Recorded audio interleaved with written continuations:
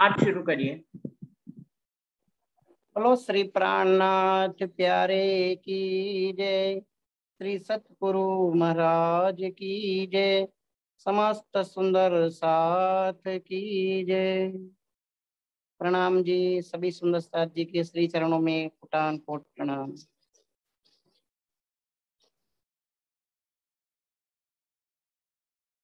ये मूल मिलावा अपना थंब 64 से,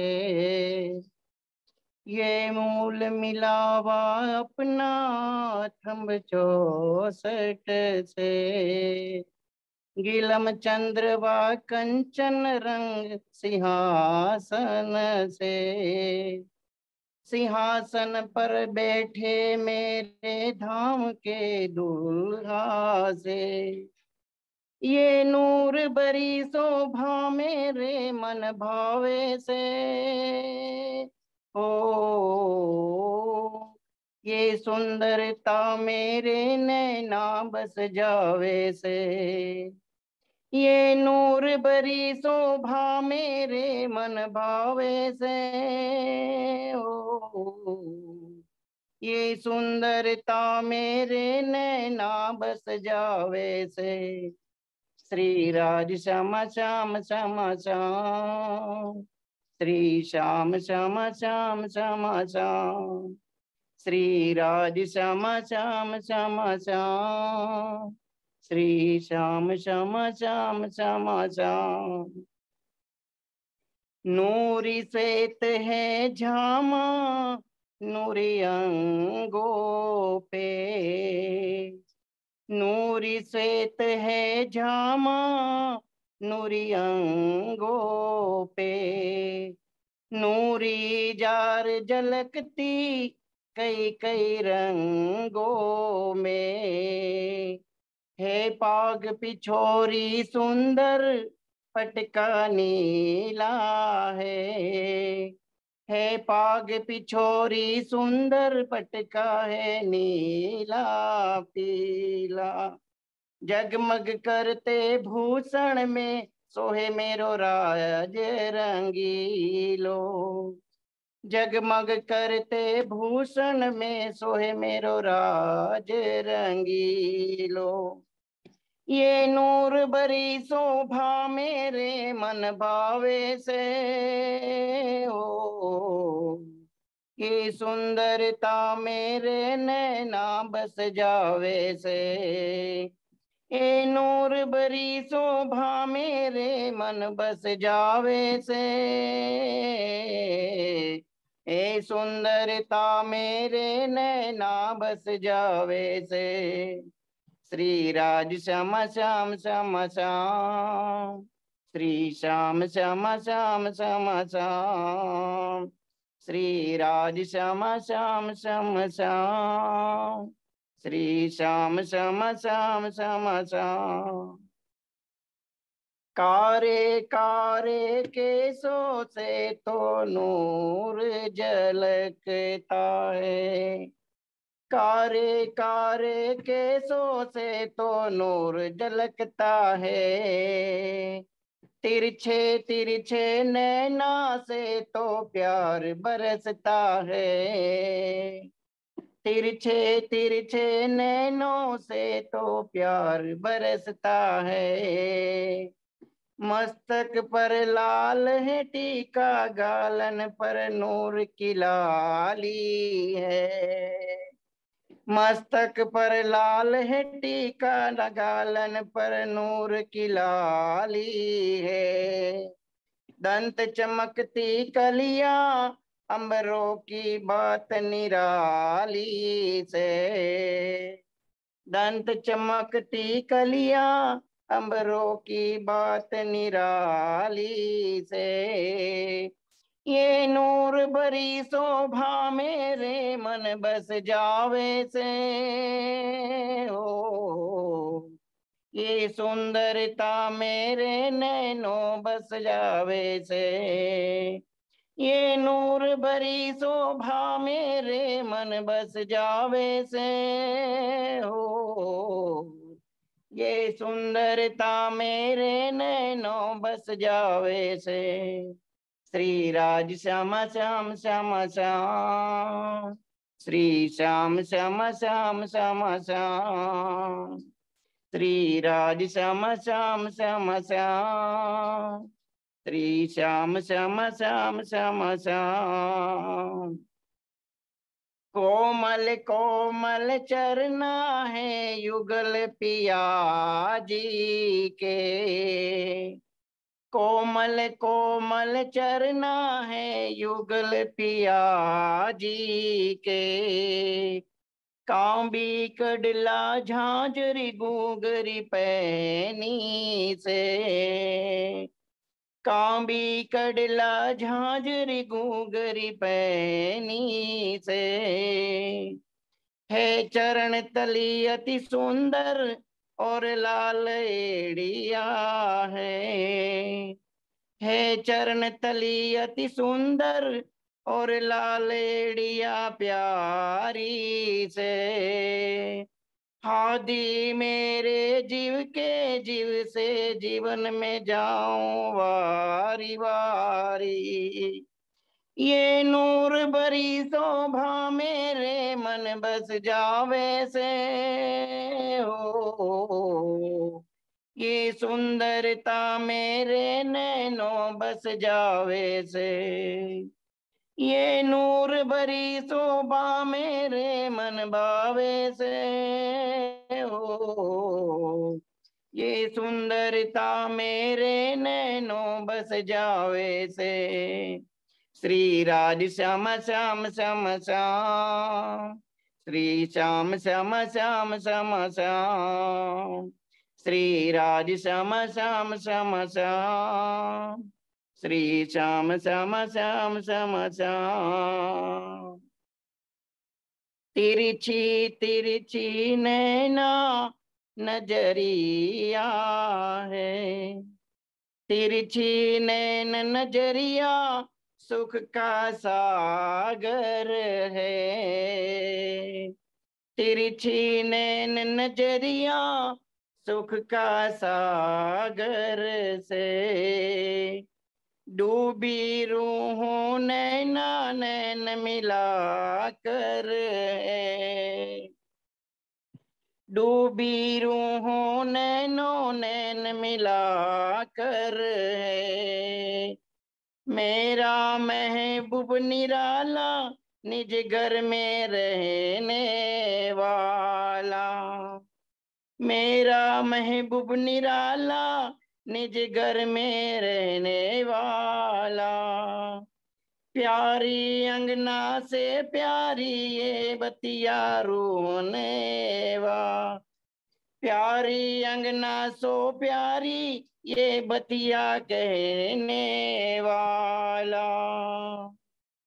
ये नूर भरी शोभा मेरे मन भावे से हो। ये सुंदरता मेरे नैनों बस जावे से। ये नूर भरी शोभा मेरे मन भावे से हो। ये सुंदरता मेरे नैनों बस जावे से। श्री राज श्याम श्याम श्याम श्याम, श्री श्याम श्याम श्याम श्याम श्याम, श्री राज श्याम श्याम श्याम श्याम, श्री राज श्याम श्याम श्याम श्याम। बोलो श्री प्राणनाथ प्यारे की जय, श्री सतगुरु महाराज की जय, समस्त सुंदर साथ की जय। प्रणाम जी, सभी सुंदर साथ कीजिए श्री चरणों में कोटान कोट प्रणाम। प्रणाम जी, धन्यवाद हरीश भाई जी। तो साथ जी शुरू करते हैं। बोलिए श्री प्राणनाथ प्यारे की जय, बोलिए श्री सतगुरु महाराज की जय। प्रथम लागू दुई चरण को, धनी ना छुड़ाइयो खीन।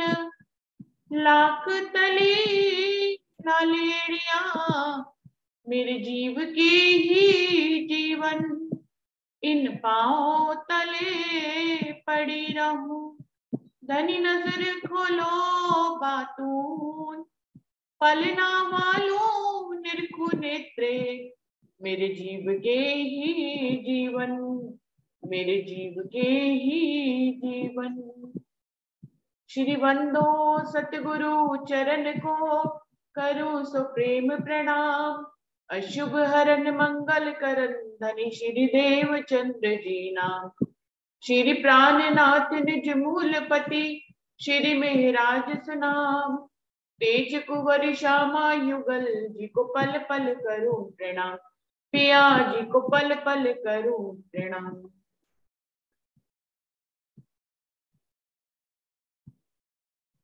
सुंदर साथ जी, कोई सुंदर साथ अपना कोई अनुभव पहले बताना चाहे तो जरूर से बताएं, या शुरू करें आगे।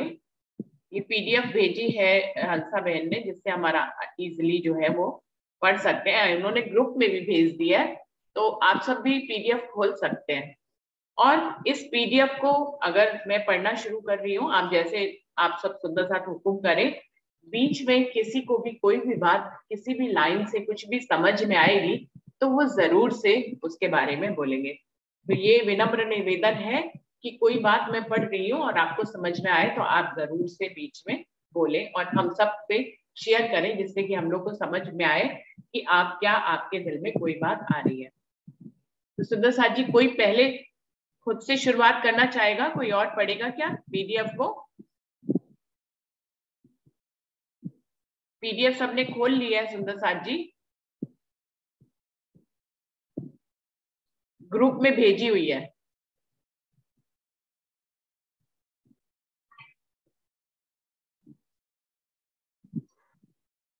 तो ये है प्रेम का चांद, राजन स्वामी ने लिखी हुई ये किताब है।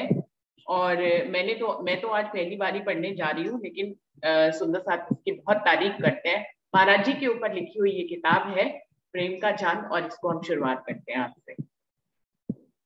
मेरे राज रसिक मेरे श्याम श्यामा, कब आओगे कब आओगे। मेरे प्राण वल्लभ मेरे प्राण प्रीतम, कब आओगे कब आओगे। नीति का कथन है कि महाजनों येन गता सा ग्रंथा सा पंथा, अर्थात उसी मार्ग का अनुसरण करना चाहिए जिस पर अलौकिक व्यक्तित्व का स्वामी कोई महापुरुष चला हो। महान पुरुषों का जीवन चरित्र उस प्रकाश स्तंभ के समान है जो युगों युगों तक अंधकार में भटकने वाले प्राणियों को सत्य की राह दिखाता है। तो बिल्कुल सही बात है जी, ये जो राजन स्वामी ने हमें बताया है कि हम सद्गुरु भी क्यों धारण करते हैं इस दुनिया में, क्योंकि वो हमारी राह प्रशस्त करता है, वो हमारे लिए प्रकाश स्तंभ होता है। जिसकी रहनी, जिसका उठना बैठना, जिसका चरित्र, जिसका स्वभाव हमें प्रभावित करता है, इसलिए हमेशा अपने दिल की सुननी चाहिए। किसी और ने किसी को गुरु धारण किया है, इसका अनुकरण हमें नहीं करना चाहिए सुंदर साथ जी, क्योंकि हमारा सद्गुरु वही हो सकता है जो हमारे लिए प्रकाश स्तंभ हो, जिससे हमें कोई प्रेरणा मिलती हो, जिससे हमें कोई हमारा अटैचमेंट होता है दिल से, हमें लगता है कि हमारी दिल की चाल इन्हीं की जैसी होनी चाहिए, या जो ये चाल चलते हैं, जो रहनी ये करते हैं, जैसे इनका उठना बैठना है, ये मुझे बहुत प्रभावित करता है और मैं भी बिल्कुल ऐसे ही चलना चाहती हूँ या चलना चाहता हूँ। तो ये बिल्कुल सही बात कही है कि महापुरुषों के बताए हुए मार्ग पर चलना चाहिए, ऐसा राजन स्वामी कह रहे हैं। शास्त्रों में भी ऐसा ही लिखा हुआ है, और क्योंकि वो हमारे प्रकाश स्तंभ होते हैं और उनकी चाल जो है युगों युगों तक याद की जाती है। बिल्कुल ऐसे ही राम रतन महाराज जी की चाल को ही तो आज हम याद कर रहे हैं। हम महाराज जी जिस तरह से अपने घर से निकले, कैसे उन्होंने राज्य को प्राप्त किया, कैसे उन्होंने सारा मार्ग जो है पास किया, कैसे कहाँ कहाँ से गुजरे, क्या क्या उनके दिल की अनुभूतियां थी, उन सभी को तो हम याद करते हैं और वो सभी हमें प्रभावित करती हैं। परमहंस महाराज श्री राम रतन दास जी का व्यक्तित्व स्वयं में अनोखा है, जिसमें विरह, वैराग्य, प्रेम, साधना, शालीनता, सहनशीलता एवं समरसता का अलौकिक मिश्रण है।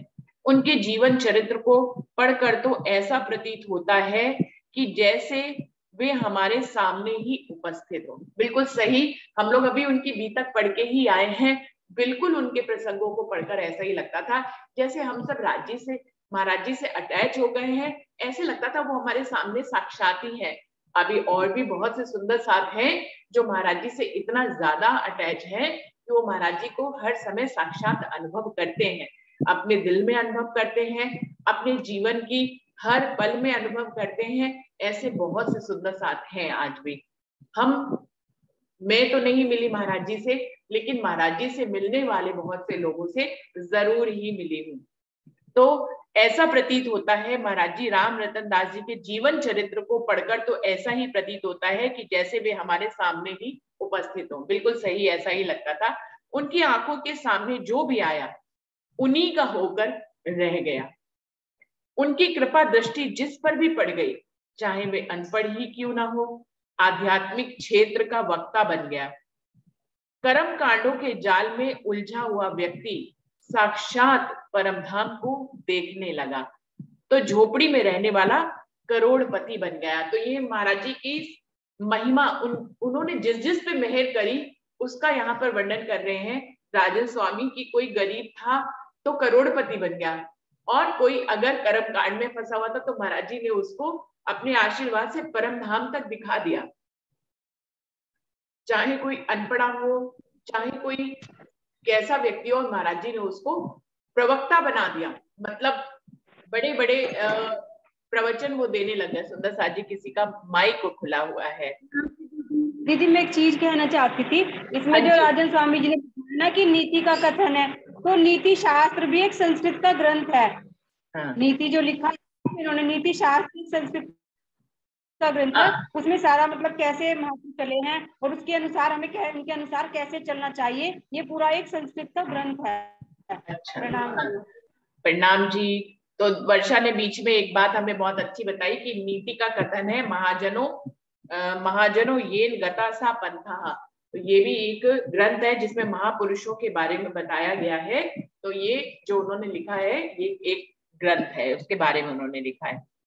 तो महाराज जी के मेहरों का वर्णन कर रहे हैं यहाँ पे कि झोपड़ी में रहने वाला व्यक्ति करोड़पति बन जाता था उनकी सिर्फ मेहर से। सदगुरु महाराज श्री राम रतन दास जी के बचपन का नाम झंडू दत्त था।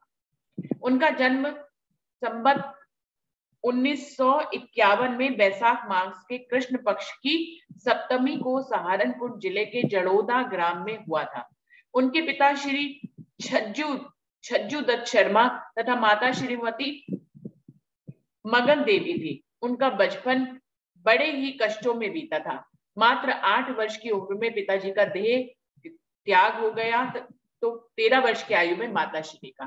तो इस प्रकार से महाराज जी का हम लोग पढ़ के ही आए हैं कि जीवन कष्टों में गुजरा था बचपन का। लगभग 15 वर्ष में ही से भी कम उम्र में उनका विवाह हो गया था और एक पुत्री के जन्म हो जाने के पश्चात उनका मन संसार में नहीं लगा।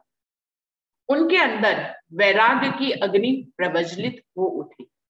परिणाम यह हुआ कि वे मात्र 19 वर्ष की उम्र में घर छोड़कर निकल गए। गृह त्याग करने के पश्चात महाराज जी श्री राम रतन दास जी पुरी, रामेश्वर, मुंबई, द्वारिका, पुष्कर पहुंचे। यहां से पुनः जन्मभूमि आ गए। इस अवधि में लगभग 2 वर्ष का समय लग गया।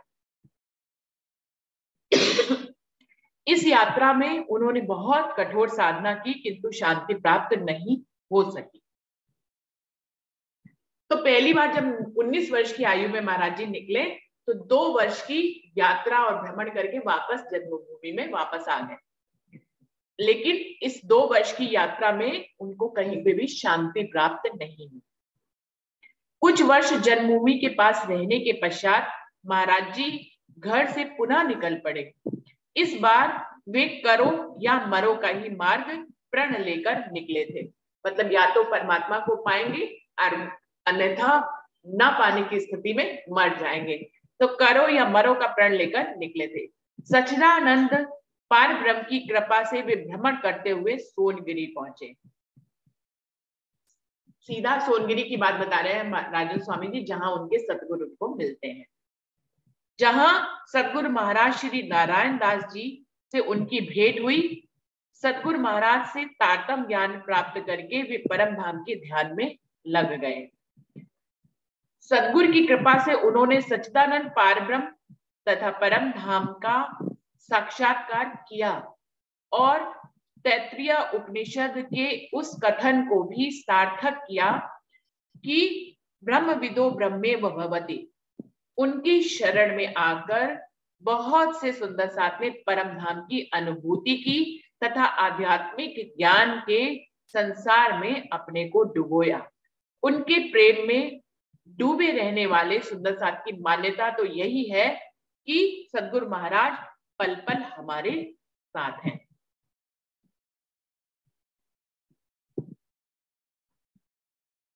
तो सुंदर साथ जी उन्होंने अपनी सतगुरु की मेहर से परमधाम को देखा, राज्य को देखा और फिर उनके ऊपर इतनी मेहर उनके सतगुरु की हुई कि उन्होंने आगे अपनी कृपा पात्र से, अपनी मेहर से बहुत से लोगों को परमधाम का अनुभव भी कराया, बहुत से लोगों को प्रवचन करता बताया, बहुत ज्ञानी बनाया, बहुत से लोगों को उन्होंने जो है अपनी मेहर से इस क्षेत्र में आगे बढ़ाया।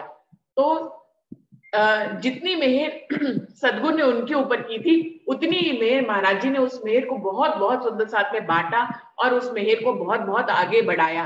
आज भी उनके सुंदर साथ जो उनसे प्रेम करते हैं वो आज भी उनको साक्षात अनुभव करते हैं। इस बात को राजा स्वामी बार बार कह रहे हैं।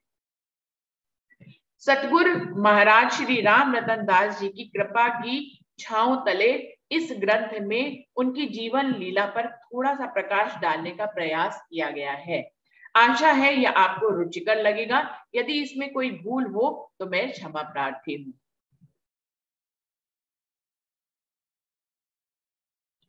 दूर क्षितिज के, ये अब पहला पेज शुरू हो रहा है, मेरे ख्याल से वो शायद भूमिका हो या जो भी हो। दूर क्षितिज के कोने से पूर्णमासी का चंद्रमा उदित हो रहा है। धीरे धीरे ये आकाश में विचरण करने लगता है। उमड़ते बादलों का समूह भी उसे रोक नहीं पा रहा है। बड़ी सुंदर भाषा का प्रयोग किया राजन स्वामी ने, मैं दोबारा पढ़ना चाहूंगी, बहुत अच्छा लग रहा था मुझे। दूर क्षितिज के कोने से पूर्णमासी का चंद्रमा उदित हो रहा है। धीरे धीरे वह आकाश में विचरण करने लगता है। उमड़ते बादलों का समूह भी उसे रोक नहीं पा रहा है। शीतलता, सौम्यता और सुंदरता का प्रतिमान स्वरूप है वह। शीतल हवा के झोंके उसकी छवि में और निखार ला रहे हैं। थोड़ी ही देर में उसकी सुंदरता चांदनी, उसकी सुनहरी चांदनी, थोड़ी ही देर में उसकी सुनहरी चांदनी अपनी शीतलता के आगोश में सारे संसार को डुबो देती है। इसी के समानांतर पृथ्वी पर एक युवक भी तेजी से अपने कदम बढ़ाते हुए जा रहा है। मायावी बादलों को हटाकर वह भी उस मंजिल पर पहुंचना चाहता है जहां से वह पूर्णमासी का प्रेममयी चंद्रमा बनकर समस्त संसार को अपनी शीतल किरणों से आच्छादित कर सके और दुखों के दावानल को बुझा सके। बहुत अच्छा कंपैरिजन किया है इसमें उन्होंने पूर्णमासी के चांद से महाराज जी के स्वरूप का की उपमा देते हुए कि जैसे पूर्णमासी का चांद जो है जब निकलता है तो वो अपनी शीतल चांदनी से पूरे संसार को शीतल कर देता है। बिल्कुल ऐसे ही महाराज जी भी उस चांद की तरह है जो अपनी कृपाओं से और अपनी मेहर से इस दुनिया को जो है शीतल करना चाहते हैं और वो उस मंजिल पे पहुंचना चाहते हैं। इसीलिए उन्होंने घर बार छोड़कर इस तरफ की यात्रा को शुरू कर दिया है। प्रणाम जी दीदी इसमें क्षितिज का अर्थ है कि जहाँ धरती और आकाश दोनों मिलते हुए प्रतीत होते हैं उस जगह को क्षितिज कहते हैं। जैसे हम कहीं बहुत दूर तक का दिखाई देता हो, धरती और आकाश दोनों मिलते हुए नजर आते हैं, उसको क्षितिज कहते हैं। बिल्कुल। बिल्कुल बिल्कुल, जब हम किसी ऐसे खुले मैदान में जाते हैं जहां दूर दूर तक कोई बिल्डिंग्स ना हो, ऐसी जगह पे जब हम जाते हैं तो वहां पे जहां पर दूर देखने पर हमें जमीन और आसमान की दूरी खत्म दिखाई देती है और दोनों मिलते हुए दिखाते हैं, उस जगह को क्षितिज कहते हैं। आकाश के चंद्रमा में तो धब्बे भी दिखाई दे रहे हैं, लेकिन सूर्य रूपी पारब्रह्म के ज्ञान और प्रेम को आत्मसात कर झंडू दत्त नामक यह युवक ऐसा चंद्रमा बनने जा रहा है जिसमें ढूंढने पर भी कोई धब्बा नहीं दिखाई देगा।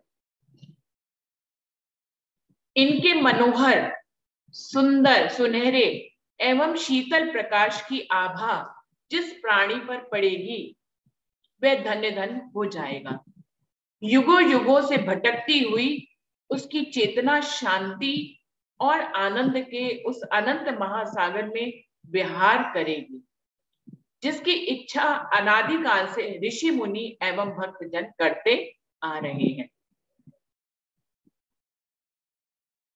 तो झंडू दत्त जी के बारे में कह रहे हैं कि वो एक ऐसा चांद बनने जा रहे हैं जो पारब्रह्म की वाणी को आत्मसात करेंगे और फिर उसके प्रकाश को दुनिया में फैलाएंगे, जिससे कि वर्षों से इस काल माया के ब्रह्मांड में भटकती हुई आत्माएं जो कि उनको शांति मिले, उनको जो है उस अनंत महासागर में विहार करने का मौका मिले। महाराज जी ऐसी जिसकी इच्छा युगों युगों से ऋषि मुनि तपस्वी करते आए हैं कि परब्रह्म का समय हमें मिले, वो समय वो मेहर सबको देने के लिए महाराज जी जो है प्रेम का चांद बनने जा रहे हैं। उपयुक्त परिस्थितियों में ही चिंगारी धधकती हुई ज्वाला के रूप में परिवर्तित हो जाती है, अन्यथा माया के थपेड़े तो चिंगारी को हमेशा ही बुझाने का प्रयास करते हैं। इतिहास इस बात की साक्षी है कि प्रत्येक विभूति ने अपनी सफलताओं की गाथा तूफानी झंझमातों के बीच ही लिखी है। बिल्कुल सही है। जितने भी परम धाम की ब्रह्म सृष्टियां जो परमहंस रूप में हुई हैं, जो युद्ध की प्रधान सखियां बनी हैं, जिन्होंने बहुतों को बहुत आगे बढ़ाया है, उन सभी परमहंसों की जीवन गाथा को यदि देखें तो सभी माया के थपेड़ों से जूझी हैं, उनसे निपटी हैं और उन्हीं के बीच में अपनी कठोर साधना से धनी को पाया है और फिर उस प्रकाश को ऐसे ही माया के थपेड़ों के बीच में ही उन्होंने सबको उस पारब्रह्म के बारे में बताया। तो सुंदर साथ जी चाहे इंद्रावती हो, धनी देवचंद जी हो, सुंदर बाई की आत्मा हो, राम रतन जी की आत्मा हो, सभी का यही है कि वो अब देखिए इंद्रावती की आत्मा जब इस मरु के जीप पे बैठी तो कितनी यात्रा उन्होंने कष्टों भरी करी। कहीं सुंदर साथ उनकी बात नहीं मानता था, कहीं औरंगजेब से उनको छुपना पड़ता था, कहीं उनके ब्राह्मणियों पे अत्याचार होता था, कभी उनको भीख मांगनी पड़ी, कभी उनको भूखा रहना पड़ा। तो कितने ही थपेड़ों में, कभी जेल में जाना पड़ा, कभी सतगुर की बेरुखी सहनी पड़ी। तो कितने ही ऐसे प्रमाण हैं जो महराज ठाकुर के जीवन में दिखाई देते हैं। फिर भी वाणी उतरी, फिर भी वो उन्होंने उस प्रकाश को सारी दुनिया में फैलाया। उन्होंने कितने उदाहरण दिए, खुद रहनी करके दिखाई, हरिद्वार में खुद को साबित किया, तो कितना ही उन्होंने किया। बिल्कुल ऐसे ही धनी देवचंद जी की जीवन यात्रा ने घर से निकल गए बाल्यावस्था में और धनी को पाने के लिए उन्होंने भी कितनी कठोर यात्रा की, कितने धर्मों में गए, कितने धर्मों के मंत्र लिए, क्या कुछ नहीं किया उन्होंने। तो उनकी भी जीवन यात्रा बिल्कुल ऐसे ही है। तो वही वो कह रहे हैं कि जो भी परम आत्माएं हो, परम धाम की परम आत्माएं होती हैं, वो परमहंस रूप में जब आगे बढ़ती हैं, बनती हैं, तो वो परमहंस बनते ही तब है जब धनी उनके ऊपर मेहर करके इस माया के थपेड़ों से उनको निकालते हुए और वो धनी तक पहुंचते हैं। मात्र 6 वर्ष की आयु में झंडू दत्त जी अपने पिता के साथ दुदली मेले में पहुंचे। पिता श्री छज्जू शर्मा जी अत्यंत ही कोमल एवं साधु हृदय के थे। वे अपने लाडले पुत्र को मेला दिखाते दिखाते अपने जड़ोदा गांव की कुछ महिलाओं के पास छोड़ गए। बब्बो जरा इसे देखती रहना, मैं अभी आया। ठीक है भैया, इसकी हम देखभाल करेंगे, तो निश्चिंत होकर जा। पिताश्री को लौटने में देर होने लगी। झंडू दत्त जी के धैर्य का भाग टूटने लगा। वे मन ही मन सोचने लगे, ऐसा लगता है कि पिताजी जड़ोदा चले गए हैं।